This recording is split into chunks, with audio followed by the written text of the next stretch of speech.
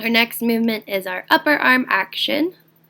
So the first question we ask in our observational plan when watching from the side is, do the elbow and upper arm move forward at shoulder level such that the humerus forms a right angle with the trunk?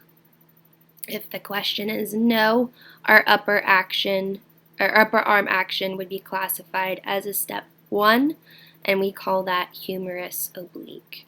So this is where the upper arm moves forward to ball release in a plane that intersects the trunk obliquely, either above or below the horizontal line of the shoulder.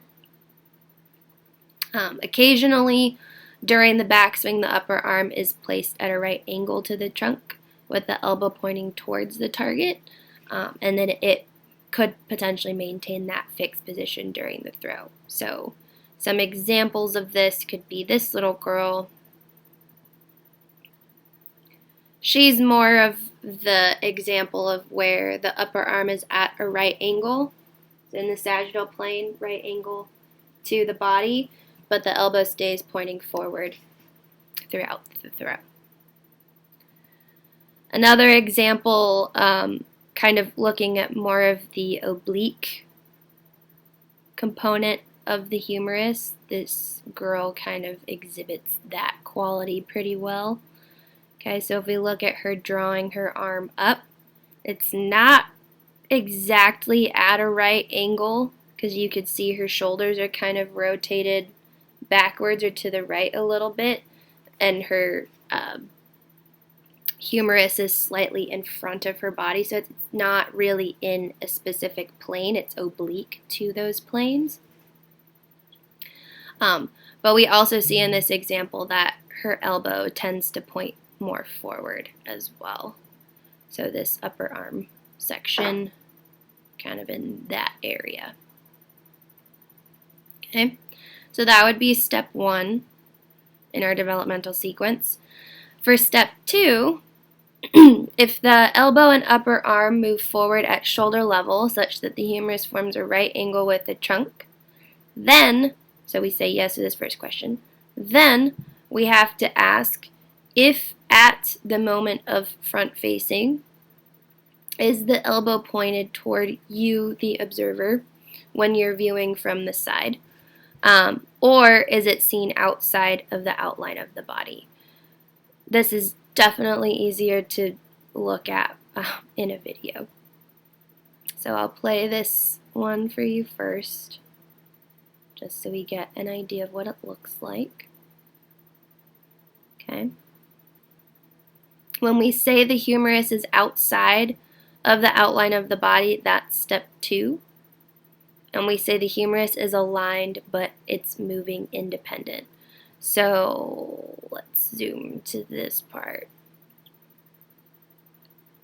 Specifically, we're looking at front facing. Okay, so right when she gets to forward facing, I'd probably say this is where her shoulders are the most square, right? Her elbow is not pointing directly at us, but rather it's kind of pointing forward or outside the outline of her body. Okay. If we were in step 3, we call this a humerus lag because the humerus lags until you get to a front-facing position. So again, in this throw example,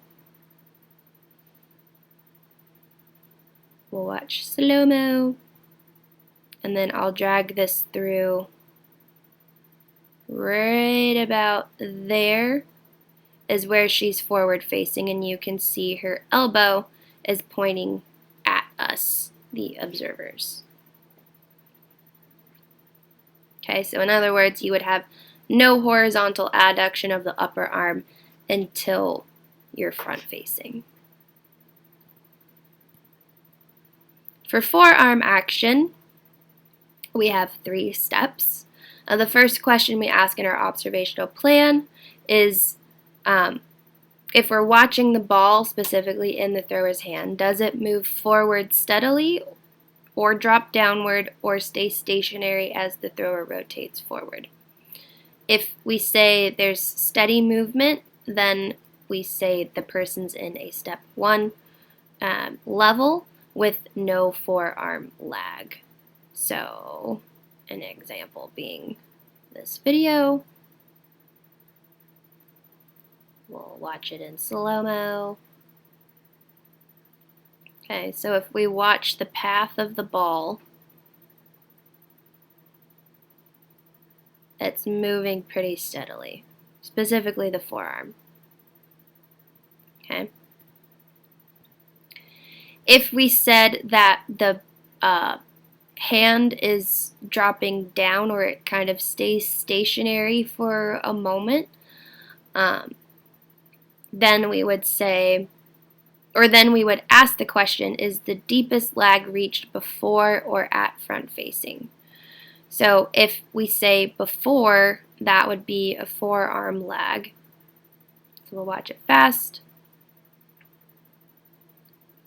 Watch slow. And then I'll drag this through so you can see what we're really looking at. So we're looking at the forearm.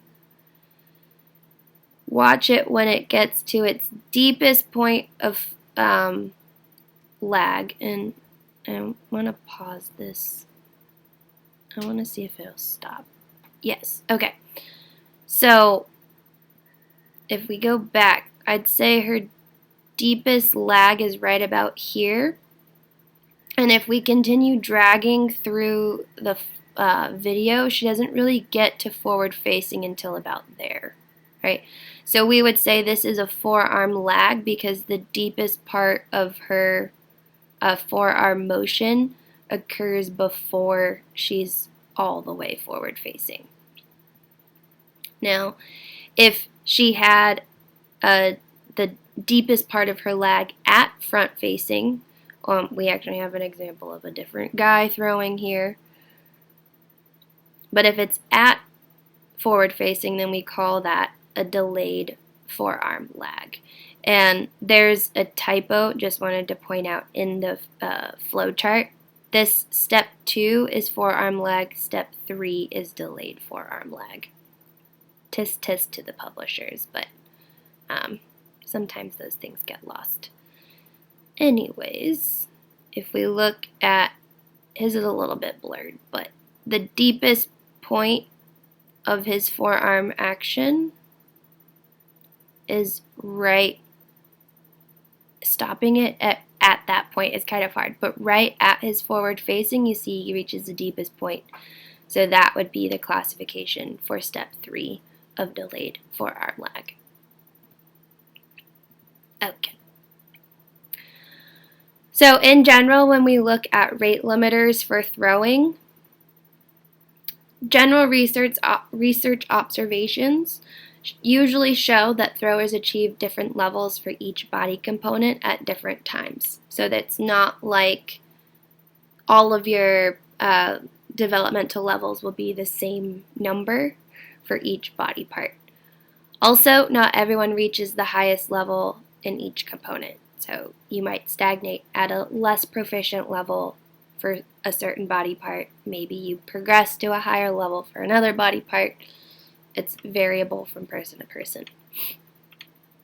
In youth populations, boys usually have throwing patterns that develop faster than girls. This is likely due to sociocultural constraints or gender differences with gender roles. Usually we promote ball throwing or ball playing sports with guys or boys, and that usually involves some type of overarm throwing action. Think football, baseball. I was gonna say tennis, but that's more of a striking action. Anyways, you kind of get the gist that boy sports usually promote more experience with overarm actions than we would observe with girl sports. Other constraints could be individual constraints, such as age-related constraints, which are kind of tied in with experience, a person's strength. So if we're considering the type of ball, the size of ball, the weight of the ball, that could influence, or strength in moving that ball or manipulating it could influence the throwing action. Coordination of body parts is a dead given one.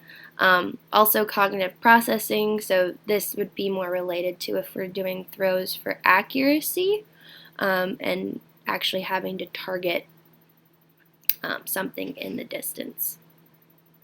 We could also have task constraints. I have kind of mentioned this a couple times where you have differences between movement patterns when you're throwing for force versus when you're throwing for accuracy. We kind of highlight this in a couple of slides, so I won't talk on it too much right now. Throwing in adulthood, usually in terms of skill level, most adults, young to older, are moderately advanced.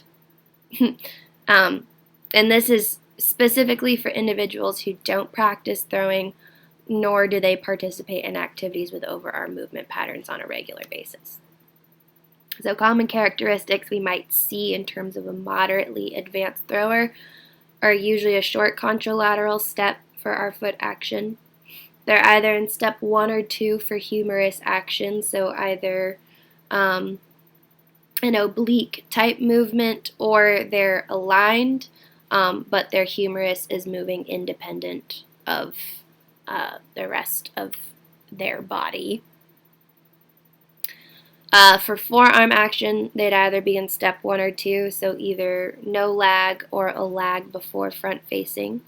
Usually there's a block rotation of the trunk, not a differentiated rotation, and usually the backswing has a lot of variability, more so in older adults than younger adults, but still quite a bit of variability in comparison to what we observe in terms of like the progressional sequence through youth populations. In terms of sex differences, the trends are similar to what we would observe in youth, so adult males usually tend to have better throwing form than adult females, but the quality of throw is also related to previous experience with overarm activities. So if you had a male who played a lot of baseball compared to a female who didn't play anything, he would probably have better form. On the flip side, if you had a female who played softball with a male who didn't perform any overarm activities, the female could potentially have a better quality of a throw or better form because they have more experience. In terms of ball speed, usually velocities are on the moderate side, kind of similar to that of an 8 or 9-year-old, so we really plateau once we hit the end of our youth ages. Women usually tend to throw slower than men, so that's another sex difference that we observe, and it's persistent from youth trends. Individuals who use a circular downward backswing tend to generate more velocity translated into the ball. That's just because the ball is traveling a greater distance. So you could think of our principles of motion. The greater arc length would translate to a larger velocity, greater displacement over time. Okay. Musculoskeletal constraints might influence movement patterns used. So we previously noted that backswing or the backswing action has a greater variability in adult performance than in youth performance. And in a previous study that the textbook presents, where adults were observed to perform their overarm throws, it was noted that parts of some of the given developmental sequence were noticeable, and then there was like a shift in a movement pattern. So they may have started with a circular downward action where their hand dropped below their waist, but instead of completing the circle behind their head, they ended up kind of cutting off their range of motion such that there was more of an oblique movement to the side, where to the point where the elbow ends up pointing more forward. So I have a GIF that I actually thought exemplified this pretty well. You could see his hand does drop below his waist, but he doesn't quite finish that backward circular motion and ends up moving in more an oblique pattern to where the elbow is pointing forward. So Changes in movement pattern could be due to soft tissue deterioration that comes with aging. It could be due to lower range of motion or joint stiffness. But any type of these individual constraints could influence the movement patterns or cause changes in the movement pattern such that the lines are a little bit more blurred between your steps of the developmental sequence. The change we see in performance with age is relatively slow. Mostly we see a decline in performance and then greater variability in performance, and that's in terms of trial to trial. So you could have a person perform 5 trials of a throw and observe different developmental levels for each throw. So there's a lack of consistency in the adhered movement pattern. When we talk about aging, we also should consider the difference between coordination of body movements versus control of body movements. So older adults are likely, they likely coordinate their throwing movements similar to younger counterparts. So if we look at this older guy here, his movement does look coordinated, right?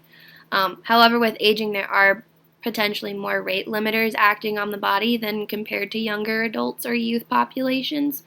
An example might be like arthritis, right? That would be a rate limiter that might cause a person to move slower or move with a more limited range of motion at various joints, which then has a downstream effect on how a person organizes their joints or their degrees of freedom, which is likely to constrain the body into a different movement pattern.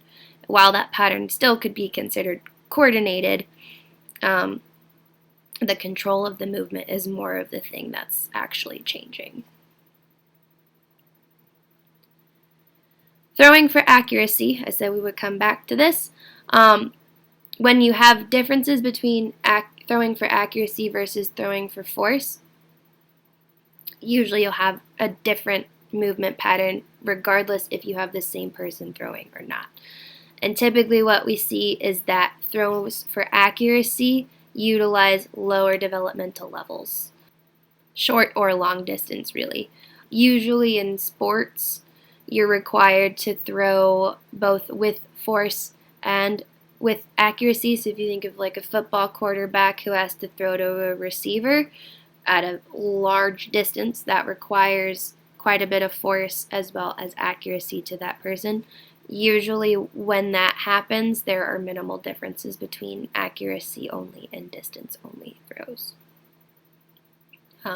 But typically the use of lower developmental levels, you'll see no backswing or a smaller backswing, no preparatory step or a shorter preparatory step. And in terms of trunk rotation, there's either going to be an absence of rotation or more blocked trunk rotation. Okay. I know the throwing action was a lot to get through, so I apologize this video is a little bit longer, but there's a lot of densely packed information in this part of the PowerPoint that will really help you with your activity this week. So hopefully going deeper into detail on each of our body actions will be useful for you.